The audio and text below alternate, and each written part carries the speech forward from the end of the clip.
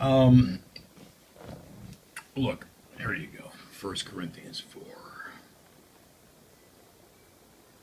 verses 1 through 5. Pay close attention to verse 4.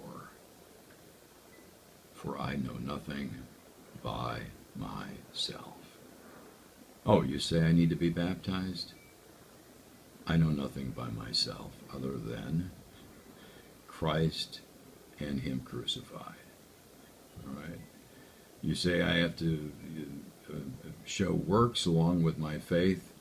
I know nothing by myself because that is not how I have been justified. I have been justified freely by the grace of God.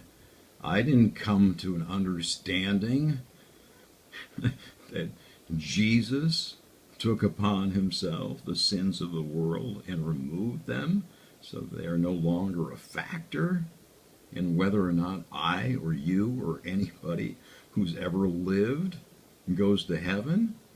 You don't go to heaven by anything you've come up with. You can't even come up with you couldn't even come up with the simple truth that you claim to believe, but then throw all sorts of other things on it because you're carnal.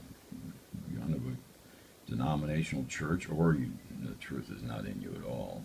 There's a lot of that too, and we're going to find out, no doubt about it, because he's going to make manifest the counsels of the hearts. That's all he's looking at. May the meditations of my heart, David said, be pleasing in your sight. You know, they think I'm an idiot, David said, because I'm dancing and stuff. You know, they're laughing at me. But he understood, because he had the sure mercies of God. We have the grace. David had the sure mercies of God, and an assurance in his heart that he was the true nobility, and those who felt likewise in their hearts, all right, towards what God was revealed at that juncture in time for mankind. And today, it's the same thing. And those of us who, are faithful, not to, to look good in front of our fellow man and to try to, persuade them, because look what Paul's saying, no big deal. I should be judged of you, or of any man's judgment, or even mine own, because I know nothing. If I was justified in some way by what I could come up with, then I'd have something to boast about, all right? But I don't, and that's not how we're justified.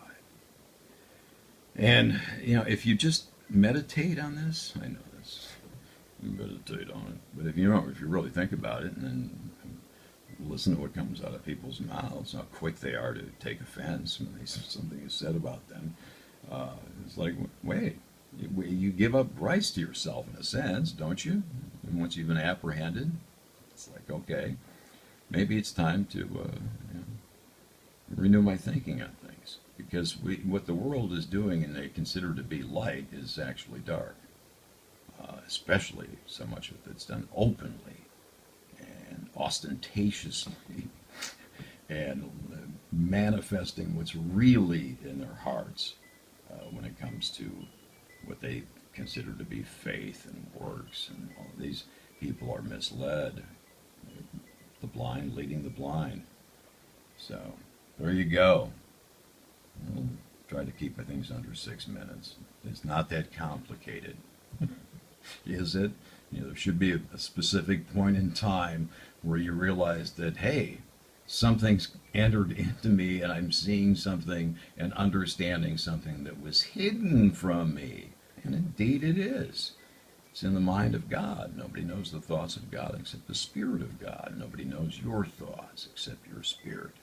And he's made that connection, deep calling unto deep, by his grace. God bless her.